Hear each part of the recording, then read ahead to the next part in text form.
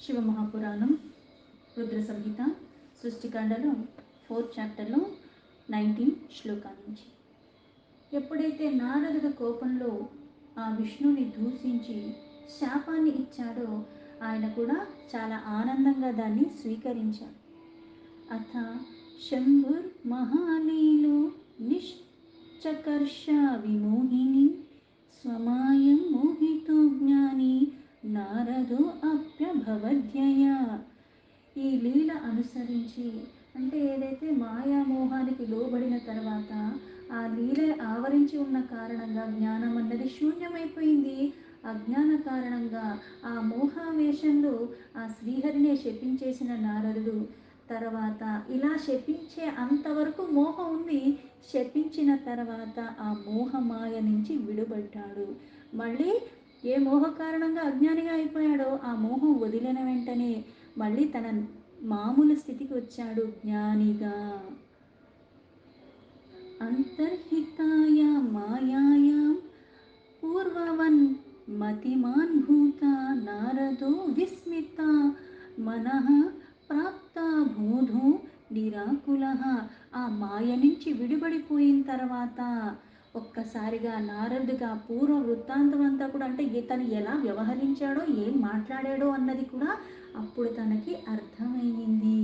అందుకని విశ్వానికే మాయకి మోహింపచేసేలాగా ఆ పరమాత్మ ఎప్పుడైతే మాయను ఉపసంహరించుకున్నాడో అప్పుడు ఆ నారదుడికి ఆ మోహం వీడింది. ఆ మాయ అంతర్ధానం అయిన వెంటనే నారదుడికి మునుపటి పరిశుద్ధమైన బుద్ధి వచ్చేసింది. మునుపటి జ్ఞానం ప్రాప్తించిన కారణంగా ఒక్కసారిగా బాధకు లోనయ్యాడు. ఎందుకంటే తను చేసింది ఏంటి అన్నది అప్పుడు తనకి తెలుస్తుంది. అందుకే ఆశ్చర్యపోయాడు. అంటే నేను ఇలా ఎలా చేస్తాను, నేను ఇలా ఎలా ప్రవర్తించగలిగాను, నేను ఇలాంటి మాటలు ఎట్లా మాట్లాడగలిగాను అని. పశ్చాత్తాపమవాప్యాతి నినిందా స్వాముహుర్ముహు ప్రశంసా తథా మాయా శాంభవి జ్ఞాని మోహిని. ఈ పశ్చాత్తాపంలో ఇంకా అతన్నే నిందించుకుంటూ ఉన్నాడు. ఎలాంటి పని చేసేసాను నేను అని. అంటే ఇంత అజ్ఞానంగా నేను ఎలా మోహానికి నేను ఎలా లోబడిపోయాను. ఆ మాయ అన్నది ఆ శంభుడొక్క మాయ అన్నది ఎవరినైనా ఏ జ్ఞానినైనా ఎంతవాడినైనా సరే మోహాల్లో పడిపోయేలాగా చేస్తాడే అనుకుని పదే పదే తన్ని తానే నిందించుకుంటూ ఉన్నాడు. జ్ఞాని అయిన వాడే మోహానికి లోబడిపోతాడంటే ఇంకా అజ్ఞాని పరిస్థితి ఏంటి అంటే పరమాత్మ యొక్క సంకల్పం ఉంటే ఏదన్నా జరిగిపోతుంది. అథా జ్ఞాత్వా మునిః సర్వా మాయా విభ్రామ మాత్మనః ఆపతత్పాదయోర్విష్ణోర్నారదో వైష్ణవోత్తమః. దాని తర్వాత ఇక్కడ మాయ కారణంగానే ఆ భ్రమకి లోబడి ఇలా చేశానని ఆ భ్రమ వీడిపోయిన తర్వాత అక్కడ విష్ణునే ఇంతలాగా నేను విమర్శించి మాట్లాడేనే. పైగా వైష్ణవ శిరోమణి నారదుడు ఎప్పుడూ నారాయణ నారాయణ అంటూ ఉంటాడు. అందుకని ఈ పరమాత్మన నేను దూషించింది ఇలా అని తన్ని తానే పదే పదే నిందించుకుంటూ ఉన్నాడు. పశ్చాత్తాపం కలిగినప్పుడు ఎలా ఉంటుందంటే ఏదో ముక్కుబడికి ఒక్కసారి సారీ చెప్పేశానంటే నువ్వు తీసుకోకో నాకెందుకు అన్నది కాదు. పదే పదే అది చేసింది తప్పని తెలుస్తుంది. అందుకని ఇలా తన్ని తానే నిందించుకుంటూ ఆ విష్ణు ఒక్క చరణాల మీద అంటే ఏ భ్రమకి లోనయ్యి ఏ మాయ కారణంగా తెలిసి కానీ తెలియకుండా కానీ వైష్ణవ శిరోమణి అయినా అంటే నేను ఎవరినైతే ఎప్పుడూ ఆరాధిస్తూ ఉంటాను, ఎవరినైతే నేను ఎప్పుడూ కొలుస్తూ ఉంటానో ఆయన్ని నేను ఎలా అనేశాను. నా ఈ భ్రమ అంతా కూడా మాయతో కూడుకుని ఉన్నప్పటికీ కూడా మాయకు మళ్ళీ ఎందుకు లోబడ్డాను నేను? ఈ వికారాల కారణంగా గర్వం వచ్చింది కదా, గర్వం రాకపోతే అది మాయకు లోబడేవాడు కాదు అనేసి ఆయన పాదాల మీద పడిపోయాడు. హయుర్పస్తాపితః ప్రాహ వచనం నష్టధుర్మతిః మయా దురుక్తయః ప్రోక్త మోహితేన కుబుద్ధినా. ఇక్కడ శ్రీహరి పాదాల మీద పడిపోయే ప్రభు శ్రీహరి ఇక్కడ నేను ఎంత తప్పు చేసేసాను, నా బుద్ధి భ్రష్టమైపోయింది, నేను తూలనాడి నిన్ను ఎంత అపరాధాన్ని చేసేసాను. పైగా నేను నిన్ను అనవలసిన మాటలా నాకు అనే అంత ఉందా, నాకు దుర్బుద్ధి కలిగింది, నా జ్ఞానం అన్నది నశించిపోయిన కారణంగానే ఆ మాయకి లోబడిన కారణంగానే ఇలాంటి ప్రగల్భాలులాగా ఇలాగ నేను మోహావేశంలో మాట్లాడేశానే. దత్తః శాపోపితేనాత వితతాం కురు ప్రభో మహత్పాపమకార్షాహి యాస్యామి నిరయం ధ్రువం. అలాగే నేను ఈ మోహానికి లోబడిపోయి దుర్వచ అంటే మాట్లాడకూడని మాటలు మాట్లాడేశాను అందుకు నాదా. పైగా నేనే నీకు శాపం ఇచ్చే అంత వాడినా నేను అట్లాంటి పాటలు ఎలా అనగలిగాను. అందుకుని అవంతా కూడా తొలగించేయండి, నా అపరాధాన్ని మన్నించండి, నీకు శాపం ఇచ్చే అంత నాకుందా? పైగా నీకు నేను శాపం ఇచ్చానా ప్రభు? అందుకే ఆ శాపాన్ని వ్యర్థమయ్యేలాగా చెయ్యండి. నేను చాలా చెయ్యరాని మహాపాపాన్నే చేసేశాను. కమోపాయం హరే కుర్యా దాసోహం తే తమాదిశ ఏన పాపకులం నరయేన్ నిరయో నా భవేన్మమ. నేను చెయ్యరాని పాపం చేశాను, అందుకే నేను నిశ్చయంగా నరకప్పాలే అయిపోతాను. అందుకే హరి నేను ఎప్పుడు మీ దాసుణ్ణి. అందుకని ఇది ప్రాయశ్చిత్తంగా నేను ఇప్పుడు ఏం చేయాలి, ఏది చేస్తే నేను చేసిన పాపాన్ని తొలగించుకోగలను, నా పాపరాశి అయిన ఈ సమూహాన్ని నశించటానికి, నరకపాలు కాకుండా నేను ఉండగలగటానికి నాకు ప్రాయశ్చిత్తం ఏదన్నా మార్గం ఉంటే మీరే నాకు ఆ ఉపాయాన్ని కూడా చెప్పండి అని పాపం ఇంతలాగా వేడుకుంటూ ఉన్నాడు. ఇత్యుక్త్వా సా పునర్విష్ణోః పాదయోర్ముని సత్తమః పాపాత్ సుమతిర్భక్త్యా పశ్చాత్తాపముపాగతః అతా విష్ణుస్తముత్థాప్య భభాషే సునృతం వచః. ఇలా బుద్ధిమంతుడైన నారదుడు ఎప్పుడైతే ఆ విష్ణువుని ఇలా అడగటము, ఆ ముని ఆ నారదుడిని పట్టుకుని ఏదైతే అనరాని మాటలు అంటే నారదుడు మోహానికి లోబడిపోయి ఆ బుద్ధి భ్రష్టు పట్టిన కారణంగా అనరాని అన్నాడు. కాకపోతే ఇప్పుడు ఎప్పుడైతే మోహం విడిపోయిందో, జ్ఞానం వచ్చింది, మళ్ళీ ఇలాగా నేను శుద్ధి చెందాలంటే ఏం చేయాలి? చెయ్యరాని పాపం అయితే చేశాను కానీ దాన్ని తొలగించుకునే ప్రయత్నం చేయాలి కదా. భక్తిభావంతో మళ్ళీ ఆ విష్ణు చరణాల మీదే పడిపోయాడు. ఇలా పశ్చాత్తాప పడుతుంటే ఆ విష్ణువు తనని చాలా సున్నితంగా మంచిగా ఆయనతో మాట్లాడుతూ ప్రేమగానే, అంటే ఈయనకి శాపం ఇచ్చినా సరే ఎందుకు భక్తవాత్సల్యం అంటాం పరమాత్మని అంటే, నువ్వు దూషించు, అసహించుకో, మూర్ఖత్వంతో ఎలా వ్యవహరించినా సరే కరుణాసాగరుడైన పరమాత్మ ఎప్పుడూ కరుణని ప్రసరింపచేస్తాడు అందరి మీద, దుష్టుడైనా శిష్టుడైనా. చాలా మధురంగా తనతో మాట్లాడుతూ తన పైకి లేవనెత్తి విష్ణు ఇలా మాట్లాడుతున్నాడు. విష్ణుర్ ఉవాచ నఖేదం కురు మే భక్తవరస్త్వం నాత్ర సంశయః శృణు తాత ప్రవక్ష్యామి సుహితం తవ నిశ్చయాత్ నిరయ్యస్యేన భవితా శివః శంతే విధాస్యయతి. విష్ణు నారదుడితో ఇలా చెప్తున్నాడు, ఓ నారద, మనస్సులో ఇంత దుఃఖానికి లోబడకుండా ఆ దుఃఖ కూపాన్ని చేసుకోకు, ఆ దుఃఖాన్ని వదిలేసేయి నారద. నీవు నా భక్తుల్లో శ్రేష్ఠుడివే, ఇప్పటికీ ఎప్పటికీ కూడా నువ్వు శ్రేష్ఠుడు, ఇందులో ఎటువంటి అనుమానం లేదు. ఇక్కడ అవహేళన చేసినట్టుగా నువ్వు ప్రవర్తించినప్పటికీ కూడా ఇది నువ్వు అనుకుని చేసింది కాదు. ఎందుకు? కర్త క్రియా కర్మ అన్నీ పరమాత్మ. అంటే కొన్ని కార్యాలు నా ద్వారా చెయ్యబడినంత మాత్రాన ఇప్పుడు నాలో వికారాలు లేకుండా నేను అంతలాగా స్థిరంగా ఉండి తర్వాత ఏదన్నా పరమాత్మకి, అన్నీ గాలికి వదిలేసి నేను ఏది చేయకుండా అన్నీ పరమాత్మ కంటే కుదరదు. మళ్ళీ ఇక్కడ ఆ నియంత్రణ అన్నది ఇష్టంగా చేసుకోవాలి. సంయమనం, ఇంద్రియాలు, జ్ఞానేంద్రియాలు, కర్మేంద్రియాలు అన్నీ కూడా నా వశంలో ఉండి నేను ధర్మాన్ని పట్టుకుని ఉండాలి. ఆ ధర్మం మళ్ళీ పరమాత్మ పాదాల చెంత నేను నిష్కామంగా అన్నీ సమర్పణ భావంతో ఉండాలి. అందుకే ఇక్కడ నువ్వు ఎప్పటికీ నా భక్తుడివే, అందులో శ్రేష్ఠుడివే, అందులో ఎటువంటి అనుమానం లేదు. అందుకే నీకు ఒక విషయాన్ని చెప్తాను. నిశ్చయంగా ఇది నీకు చాలా పరమహితకరమైనది, పైగా ఇది నీకు నరకంలో కూడా వెళ్ళనివ్వదు. అంటే పాపాలు చేశాక కూడా నరకాలకు వెళ్ళనివ్వకుండా ఆపగలిగేది ఏంటి అంటే ఎవరు ఆపుతారు? పరమాత్మే ఆపుతాడు. అందుకే ఆ శివుడు కళ్యాణకరుడు, సర్వలోక హితార్థుడు ఎవరు? పరమాత్మ. ఆ నరకానికి వెళ్ళవలసిన అవసరం కూడా ఉండదు. ఆ భగవంతుడైన శివుణ్ణి ఆశ్రయిస్తే ఆయన నీకు ఆ గతి కలగనివ్వడు. ఇక్కడ శివుడు గురించి విష్ణు చెప్పటం ఏంటంటే తన గురించి తానే చెప్తున్నాడు. తనకి శాపం ఇవ్వగలిగేంత ఎక్కడ ఉందంటే పరమాత్మే ఆ వాక్కు రూపంలో తానే అలా ప్రకటించుకున్నాడు, తనకి తానే శాపం ఇచ్చుకున్నాడు. అంతే, నారదుడు ఇచ్చింది కాదు ఇక్కడ. పరమ కళ్యాణప్రదుడైన ఆ పరమేశ్వరుని ఎప్పుడైతే ఆశ్రయిస్తావో నరక ప్రాప్తి నీకు కలగదు, ఆ పీడలు నీకు కలగవు అని చెప్పాడు.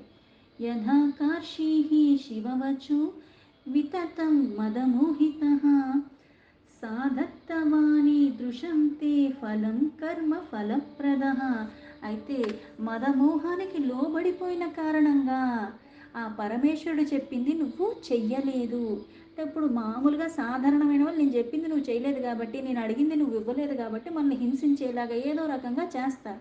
కానీ ఇక్కడ ఏంటి అంటే కొన్ని కొన్ని ఆ నియమాలను ఉల్లంఘించకుండా వెళితేనే నియంత్రణ నీకు కలుగుతుంది.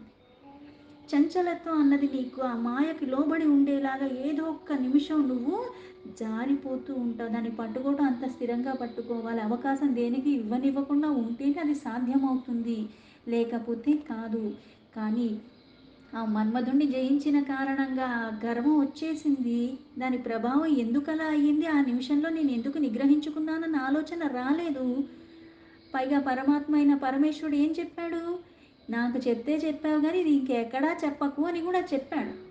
కానీ ఆయన చెప్పాక కూడా అవహేళనగా నువ్వేంటి నాకు చెప్పేది, పైగా నువ్వే మన్మధుణ్ణి జయించావు, నీ తర్వాత ఇంకెవరు జయించలేదనుకున్నావు, నేను కూడా జయించానన్న అహంకారానికి అవహేళనకి వెళ్ళిపోయావు, మళ్ళీ అపరాధాన్ని చేశావు. ఆ అపరాధ కారణంగానే ఇలా జరిగింది. కర్మ ఫలం, కర్మలు చేస్తున్న దానికి ప్రతిఫలం నీకు వస్తుంది. ఆ తీవ్రత నీకు ఉండకుండా ఉండాలంటే మళ్ళీ ఆ పరమాత్మనే పట్టుకోవాలి. కర్మను కర్మధారాన్ని నువ్వు సరి చేసుకోవాలి. శివేచ్ఛయా అఖిలం జాతం కుర్వంతం నిశ్చితం మతిం గర్వాపహర్త సా స్వామి శంకర పరమేశ్వర. ఎప్పుడైతే ఆ మనస్సులో దృఢ నిశ్చయం చేసుకుని ఆ పరమాత్మని మనము ఎందుకు కర్త క్రియా కర్మ అన్నీ పరమాత్మే, పరమాత్మ ఇచ్చ లేకుండా ఏది జరగదు, ఆయన ఇష్టానుసారమే జరుగుతుంది, అన్నీ పరమాత్మ ఇష్టానుసారమే జరిగినప్పుడు ఇంత దుష్టులు ఎందుకు వస్తున్నారు, ఇంత అసురులు ఎందుకు వస్తున్నారు అంటే అన్నీ సృష్టిలో భాగం. ఎలా అయితే మన శరీరంలో సాధారణ ఉదాహరణ తీసుకోవాలంటే కొన్ని కొన్ని కణములు అన్నవి అవి పుడుతూ ఉండాలి, కొన్ని కొన్ని కణములు అన్నవి పోతూ ఉండాలి. అలా ఉంటేనే ఈ శరీరంలో ఒక వ్యవస్థ ఉంది, అది సక్రమంగా జరుగుతుంది. అలాగే ప్రతిదానికి పరమాత్మే మూలమైనప్పటికీ కూడా మళ్ళీ ఎలా అయితే అన్నీ అందుబాటులోకి ఇచ్చాడు, ఏది పట్టుకుంటున్నావన్నది మళ్ళీ నీకే వదిలేశాడు. అన్నీ అందుబాటులో ఇచ్చాడు కదా అని విచ్చలవిడితనంగా కాకుండా నువ్వు కాస్త అప్రమత్తంగా ఉండాలి, జ్ఞానాన్ని పెంచుకునే మార్గంలో నువ్వు పయనించాలి. అందుకే శివ ఇచ్ఛ లేకుండా ఏదీ జరగదు, ఇది కూడా శివ ఇచ్ఛతోనే జరిగింది. అంటే పరమాత్మ యొక్క పలుకులు అవి నీ పలుకులు కాదు, ఇది నువ్వు చేసింది కాదు. అందరికీ స్వామి ఆ పరమేశ్వరుడు గర్వాన్ని తొలగించడానికి, ఏ గర్వానికి లోబడి నువ్వు ఇలా చేస్తున్నావో ఆ గర్వం నీకు మూలాల నుంచి తొలగించడానికి ఈ లీల చేశాడు. ఏ తపస్సు చేసి గర్వానికి లోనయ్యాడో మళ్ళీ ఇంకో తపస్సు చేసుకుంటే కానీ మళ్ళీ ఆ గర్వం కాదు కదా, మళ్ళీ అటువంటి రానివ్వకుండా ఉండటానికి కూడా ఇది మొత్తం లీల జరిగింది. పరం బ్రహ్మ పరాత్మా సా సచ్చిదానంద బోధన నిర్గుణో నిర్వికారీ చ రజః సత్వ తమః పరః. ఆ పరబ్రహ్మ పరమాత్మయే అన్నిటికీ మూలం, సచ్చిత్ ఆనంద రూపం. అందే సత్యమైనవాడు, నిత్యమైనవాడు, ఎప్పుడు ఆనందమైనవాడు. ఆనందమే ఉంది అక్కడ, జ్ఞానమే ఉంది అక్కడ, శుద్ధమే ఉంది అక్కడ. అటువంటి రూపము, పైగా ఎలాంటి వాడు, నిర్గుణ అంటే అవ్యక్తంగా ఉన్నవాడు, అందులోంచి వ్యక్తమవుతున్నాయి, మళ్ళీ అన్నీ అవ్యక్తంలోకి వెళ్ళిపోతున్నాయి. గుణాతీతుడు, అన్నిటికీ అతీతంగా పరమంగా ఉన్నవాడు ఆ పరమాత్మ. పైగా నిర్వికార, వికార రహితంగా ఉన్నాడు పరమాత్మ. పరమ సత్యము, ఏదైతే గుణమయంగా సకల సృష్టి ఉందో రాజస తామస, అలాగే సాత్విక సత్వరజాతమో గుణాలకి అతీతంగా ఉన్నవాడు. ఈ గుణాలన్నిటికీ గుణమయంగా సృష్టిలో అన్నీ సృష్టించాడు కానీ అన్నిటికీ అతీతంగా ఉన్నవాడే పరమాత్మ. అది పరమ సత్యం. సా ఏవాదాయ మాయాం స్వాం త్రిధా భవతి రూపతః బ్రహ్మ విష్ణుర్మహేశాత్మ నిర్గుణో నిర్గుణోపి సహా. మాయ అంటే ఇక్కడ ఆ శివమాయలతోనే బ్రహ్మ విష్ణు మహేషుగా మూడు రూపాలుగా ప్రకటితబడింది తానే, నిర్గుణ సగుణ కూడా తానే, ఇది తానే అది తానే. ఎలా అయితే నేను ఇక్కడ ఉన్నానంటే ఇంకో ప్రదేశంలో ఉండే అవకాశం లేదు, నేను ఇక్కడ మాట్లాడుతున్నానంటే ఇంకో దగ్గర లేని కారణంగా నేను అక్కడ మాట్లాడే అవకాశం కూడా లేదు. కానీ పరమాత్మ లీలా విశారదుడు. ఎన్ని రూపాలన్నా ఎత్తగలడు, ఏమన్నా చెయ్యగలడు. తనకి అసాధ్యమైనది ఏదీ లేదు. అందుకే ఇక్కడ బ్రహ్మ విష్ణు మహేశ్వర రూపంలో అంటే సృష్టి చేస్తున్నవాడు, పోషణ చేస్తున్నవాడు, లయకర్తగా ఉన్నది కూడా తానే. నిర్గుణ సగుణ కూడా తానే. ఒక ఆకారం తీసుకున్న ఆకారానికి ముందు ఉన్నది కూడా పరమాత్మే. నిర్గుణత్వే శివ హి పరమాత్మ మహేశ్వర పరం బ్రహ్మ వ్యయో అనంతో మహాదేవేతి గీయతే. నిర్గుణ అవస్థలో ఉన్న సగుణ అవస్థలో ఉన్న అన్నీ ఆ పరమశివుడే. ఆ పరమాత్మయే మహేశ్వరు పరబ్రహ్మ అవినాశి అంటే వినాశనము లేనివాడు, మార్పులు చేర్పులు లేనివాడు, అనంతమైన వాడు, ఆది మూలం కలుపుకోవటానికి ఎక్కడా వీలు కానంటి వాడు, సర్వవ్యాపిగా ఉన్నవాడు, పురాతనమైన వాడు, మహాదేవుడు.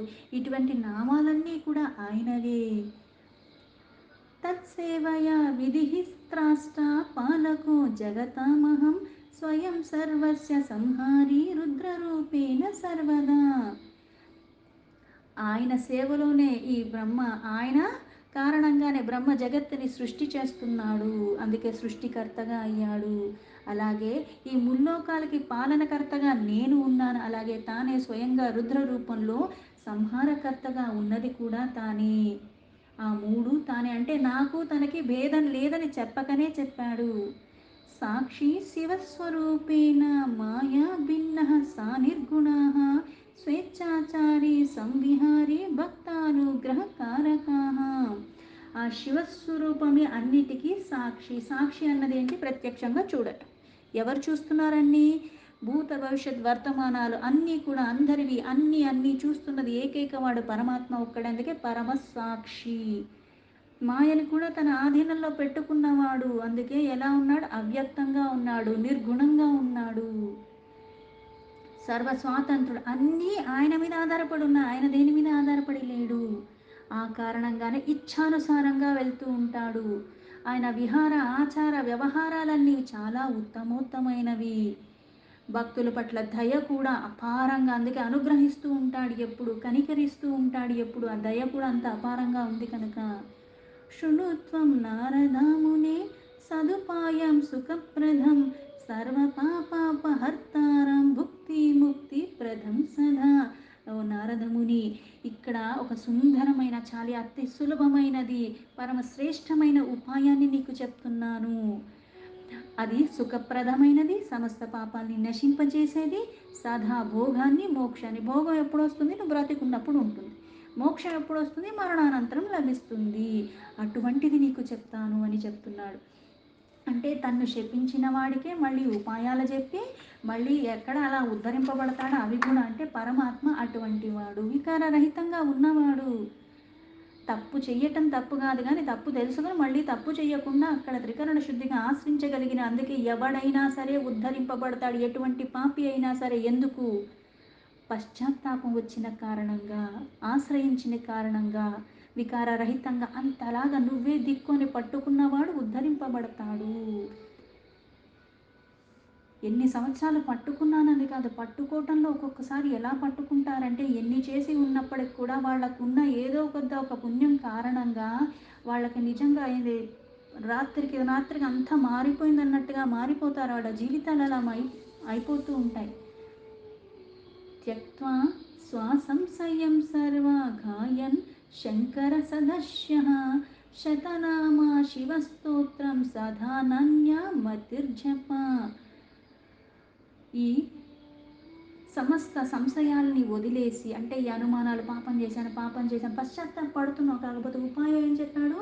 ఒక్కసారి నేను చెప్పేది విను. ఆ సంశయాలన్నీ కూడా వదిలేసే, అనుమానాలన్నీ పక్కన పెట్టి ఆ పరమాత్ముడైన శంకరుని ఆశ్రయించు. ఆయన యశస్సుని, ఆయన నామాలని గుణగానం చెయ్యి.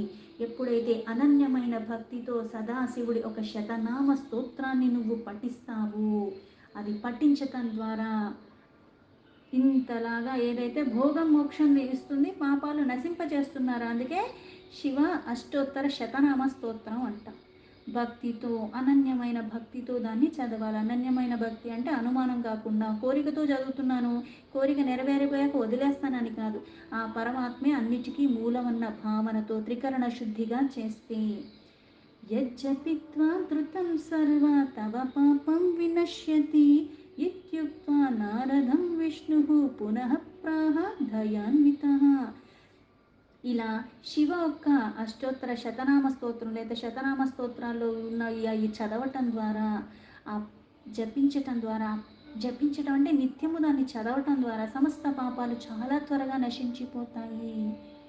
నశించిపోవటమే కాకుండా నారదుడికి ఎప్పుడైతే దయతో ఆ విష్ణువు ఇలా చెప్పాడో, ఆయన మళ్ళీ మళ్ళీ పునః అంటే మళ్ళీ, అంటే దయ అన్నది ఎలా ఉంటుంది అంటే నీ శోకాన్ని తొలగించే మార్గాన్ని కూడా తెలిసి చేసినా తెలియకుండా చేసినా సరే, తప్పు చేశానని ఎప్పుడైతే నీకు ఆ త్రికరణ శుద్ధిగా భావనతో పరమాత్మను మళ్ళీ నువ్వు ఎప్పుడైతే భక్తి శ్రద్ధతో ఆశ్రయిస్తాడో మూలాల నుంచి తీసేస్తాడు. పరమాత్మకి సాధ్యం కాదంటూ ఏదీ లేదు కదా, ఆయనకు అసాధ్యం అంటానికి ఏదీ లేదు. ఆయన సాధించేది అనుకుంటే, ఇప్పుడు నేను చేయాలనుకుంటే కొన్ని సంవత్సరాలు పట్టచ్చు, ఆయన అనుకుంటే క్షణాల్లో తీసేస్తాడు. క్షణాల్లో అన్నీ మారిపోతూ ఉంటాయి. ఆయన దయ, ఆయన భక్తి స్వల్పంగా నువ్వు చూపించిన ఆ కరుణ అన్నది అపారంగా చూపిస్తుంటాడు. దీంతో శివ మహాపురాణం రుద్ర సంహిత సృష్టికాండలో 4th చాప్టర్లో 38 శ్లోక సంపూర్ణం.